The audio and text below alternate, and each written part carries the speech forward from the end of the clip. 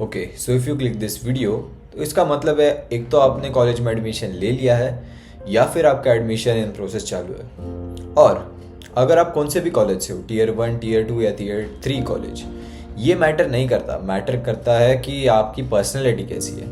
और अगर मैं आपको एक बात बोलूँ कि आप स्कूल में कैसे भी थे, वो एक टिपिकल बंदा होता है ना जो लास्ट बेंच पे बैठ के बस शांत बैठा रहता है, जिसको किसी को फ़र्क भी नहीं पड़ता वो आए वो जाए। अगर आप ऐसे बंदे थे then you have chance you can change your personality in your college. क्योंकि आपका नाम भी किसी को नहीं पता, आप कैसे दिखते हो वो तो ऑब्वियसली पता चल ही जाएगा, पर आपकी पर्सनैलिटी कैसी है, आप बोलते कैसे हो, आपका बिहेवियर कैसा है, वो अभी तक किसी को नहीं पता। तो आपका अगर कॉलेज का फर्स्ट डे है then in my opinion you should work on your personality, you should network. और अगर आप मेरी तरह हो कि जिसको कॉलेज में एक पॉपुलर बंदा बनना है, अगर कोई भी आ रहा हो तो उसको पता हो कि हाँ ये बंदा कुछ तो करता है। जैसे कि मेरे केस में मेरा कॉलेज पहले चालू हुआ आई गेस 23 सितंबर को, ठीक है। 23 सितंबर को मेरा कॉलेज चालू हुआ, पर ऑन दैट डे जिस दिन मेरा कॉलेज चालू हुआ, मेरे टीचर्स एंड मेरे कलीग्स लाइक 50-60% वर नोइंग मी। क्यों? क्योंकि मैंने यूथ एक इवेंट था, इसमें मैंने पार्टिसिपेट किया था एज अ सिंगर।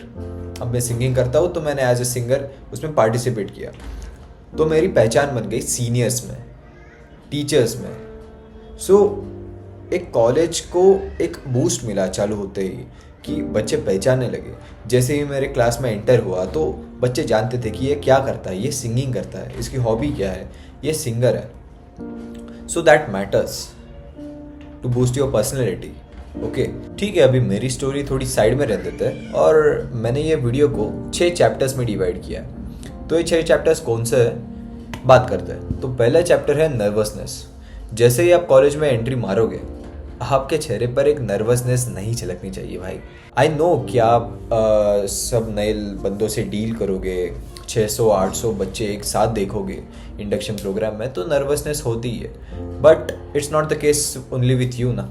मतलब सब बच्चे किसी न किसी स्टेट से आए हैं, किसी न किसी को पहचानते हैं या नहीं भी पहचानते हैं, बट सभी के सभी बच्चों पे एक नर्वसनेस का प्रेशर होता ही है, not only you.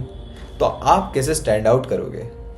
Be confident, बच्चों से बात करो, नेटवर्किंग करो, अपनी वैल्यू बढ़ाओ, उनकी वैल्यू बढ़ाओ, अपने एक्सपीरियंसेस शेयर करो, दोस्ती करो, एक अच्छा सा फ्रेंड सर्कल बनाओ। अगर आप पहले दिन नर्वस हो जाओगे तो that is the school mentality कि हाँ स्कूल में आए, चुपचाप बैठे, अपना होमवर्क किया और चले गए, nothing new. It's college and in college you should do something new, you should build your personality, you should be more talkative। अब टॉकेटिव का मतलब ये नहीं कि आप कुछ भी बकबक करने लगो, सामने वालों को, इंसान को पूरा बोर ही कर डालो, नहीं। You should be relevant at your topic, you should work on your personality. और इसके लिए आपको नेटवर्किंग करनी पड़ेगी, और ऐसे नर्वस होके बात नहीं चलती भाई। The second chapter is friend circle. Yes, friend circle matters. अगर आपके फ्रेंड्स दारू, सिगरेट ऐसा कुछ पीते होगे तो आप भी उन्हीं के साथ में चले जाओगे। और इंजीनियरिंग कॉलेजेस की है ये बात कि बच्चे आकर बिगड़ जाते हैं। अब मोस्टली लोग तो बिगड़ ही जाते हैं, अब मैं क्या ही बोलूँ, जिसको नहीं बिगड़ना वो नहीं बिगड़ते। But friend circle matters. मतलब फ्रेंड सर्कल में बंदे कम्पिटिटिव की तैयारी करते हो या फिर हैकाथॉन्स की तैयारी करते हो या फिर कोडिंग करते हो, तो आपका माइंड भी वैसा ही इवेल्युएट करने लगेगा। मतलब आप इवेंट्स में अगर पार्टिसिपेट करोगे तो आपके फ्रेंड सर्कल की वजह से ही करोगे। मेरा एक दोस्त था, कॉलेज के चालू होते ही, जैसे कि मैंने आपको बोला कि मैंने यूथ में पार्टिसिपेट किया था। वो क्यों किया? क्योंकि मेरे दोस्त ने किया था, मुझे एक कंपेनियन मिला था, इसलिए मेरी हिम्मत हुई कि मैं एक इवेंट में पार्टिसिपेट करूँ। सो आई डिड। और जितना भी आज मेरा फ्रेंड सर्कल है वो थिएटर में है, वो डांस करता है, वो सिंगिंग करता है।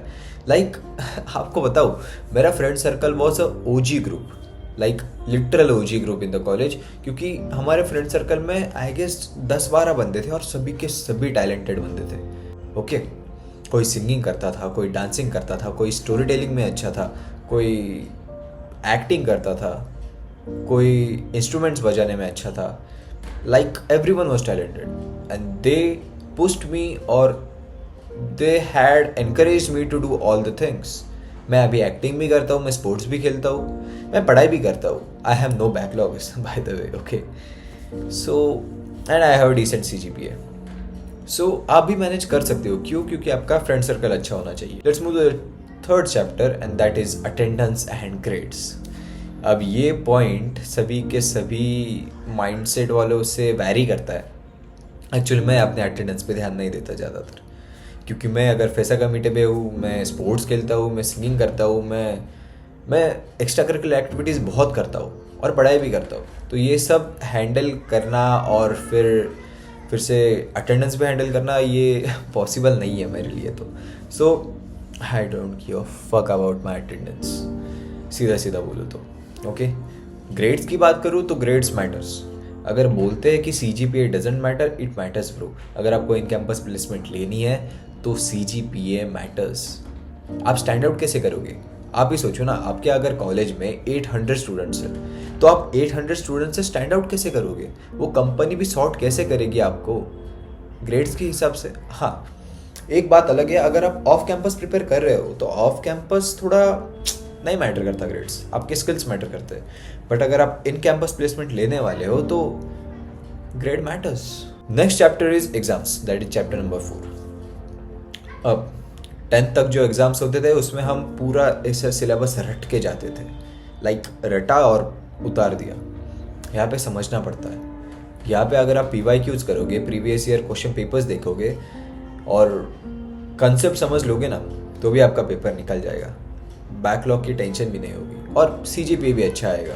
ये पेपर्स बेस्ट होते हैं आपके कंसेप्चुअल नॉलेज के ऊपर, जैसे BEE है, इलेक्ट्रिकल इंजीनियरिंग है, इलेक्ट्रॉनिक्स इंजीनियरिंग है.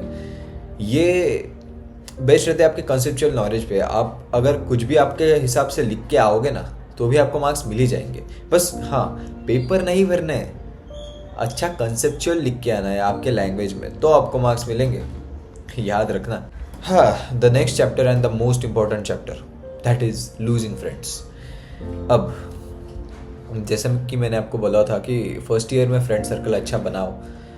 सो एक एडवाइस देना चाहता हूँ. अब अगर आपको कैसा लगेगा कैसा नहीं है आई डोंट नो, बट एक एडवाइस है कि बी लाइक अ हाइड्रोजन. जहाँ जगह मिले वहाँ फिट हो जाओ भाई. क्योंकि जो अच्छी OG वाली फ्रेंडशिप रहती थी ना, वो बस 10th तक थी. 10th के बाद आपको नहीं मिलेगी प्रॉपर फ्रेंडशिप, क्योंकि लोग बस आपके काम के हिसाब से, कामापुर तो लोक असतात भाई, मैं मराठी बोलतो, काम के हिसाब से लोग रहते हैं. अगर लोग आपको रिस्पॉन्स दे रहे हैं, लोग आपको अच्छा समझ रहे हैं, तो आपने कुछ ऐसा किया होगा कि लोग आपको कुछ तो भी समझ रहे हैं. और अगर आपको एक अच्छा फ्रेंड मिल रहा है तो वो बहुत रेयर है कॉलेज में, उसको संभाल के रखो. बट आपको अगर ऐसा लग रहा है कि हाँ ये मेरा फर्स्ट ईयर का भाई 16-17 लोगों का बहुत बड़ा ग्रुप है, बहुत अच्छा ग्रुप है, you are in a delusion. Second year में आते आते सब समझ जाएगा. जैसा कि मैंने भी बोला था कि हमारा OG ग्रुप है था, एक्चुअली सब अलग अलग हो गए. अब हो ही जाता है वो, सबके कुछ तो भी काम रहते हैं, कुछ तो भी रीजंस रहते हैं. हमारे स्वभाव में कुछ अलग आ जाता है जो उनको नहीं पसंद आता, उनके स्वभाव में कुछ अलग आ जाता है जो हमें नहीं पसंद आता. मैं फंबल क्यों कर रहा हूँ? जो हमें नहीं पसंद आता. सो फ्रेंड सर्कल्स टूटते हैं, नए फ्रेंड सर्कल्स बनते भी है. यही कॉलेज लाइफ है, यही आपको कॉर्पोरेट का जीना सिखाती है. The next chapter is realization. अब ये रियलाइजेशन आपको कब हिट होने लगा? जब आपका फर्स्ट ईयर ख़त्म हो जाएगा, जब आपके असाइनमेंट्स, प्रैक्टिकल्स, इंटर्नशिप्स ये सब आएंगे ना, तब आपको रियलाइजेशन हिट होगा कि भाई ये कॉलेज बस पहले पहले ही अच्छा था, अभी तो ये भाई खोल के मार रहा है. तो रियलाइजेशन हिट होने में थोड़ा टाइम तो लगता है, बट फिर आपको पता चलता है कि आपकी वैल्यू तभी होती है जब आप कुछ तो भी अच्छा करते हो, when you are at the pinnacle. क्योंकि अगर आप स्टैंड आउट ही नहीं करोगे, आपकी रिस्पेक्ट कैसे बनेगी? अगर आप बकचोदी करते रहोगे तो भाई आपको बकचोद दोस्ती मिलेगी. अगर आपको प्रॉपर अच्छा फ्रेंड सर्कल फिर से बनाना है तो कुछ तो भी अच्छा करना पड़ेगा, है ना? क्योंकि अगर आप अपना ही टाइम वेस्ट कर रहे हो और दूसरों का भी टाइम वेस्ट ही कर रहे हो तो कोई आपके साथ नहीं रहेगा, क्योंकि सबको टाइम की वैल्यू है। And that is the realization कि आपको जॉब भी चाहिए, आपकी फैमिली भी आपको संभालनी है। कॉलेज का फर्स्ट ईयर एंजॉय करो, बट सेकेंड ईयर से रियलाइजेशन हिट होगी। दैट आई नो, मुझे भी सेम हुआ है। ठीक है, तो यही था एक कॉलेज गाइड। आपका फर्स्ट डे ऑफ कॉलेज भी मैंने बता दिया, फिर कॉलेज के जो चैप्टर्स में डिवाइड किया, आपको कैसे कैसे फीलिंग्स आएंगे, कैसे कैसे फ्रेंड्स मिलेंगे, फिर फ्रेंड सर्कल टूटेगा, फिर आपको रियलाइजेशन हिट होगी, फिर आप अपने पर्सनैलिटी पे डेवलपमेंट करना चालू करोगे, फिर आप पढ़ाई करना चालू करोगे, फिर कोडिंग वगैरह, भाई वही सब चलते रहता है फिर। एंड हाँ, ये मेरी पहली वीडियो है, so I can't literally speak like other YouTubers like fluently, but I try to record video, क्योंकि मेरा भी कॉलेज में भी सेकेंड ईयर में हूँ। और बस यही था वीडियो। अगर आपको अच्छा लगा तो सब्सक्राइब कर देना, नहीं लगा तो मत करना। Bye bye.